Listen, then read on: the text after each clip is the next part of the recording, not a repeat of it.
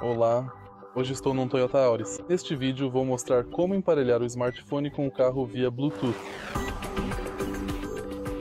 Para começar, observe a tela, o visor e, em seguida, acesse as configurações e adicione um novo dispositivo Bluetooth.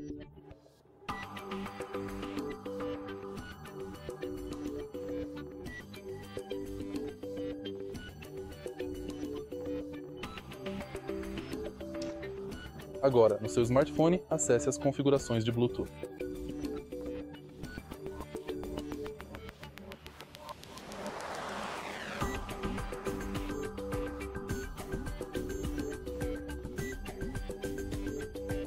Selecione mãos livres, permitir, e está feito. Se você achou o vídeo útil, curta, comente e inscreva-se no canal.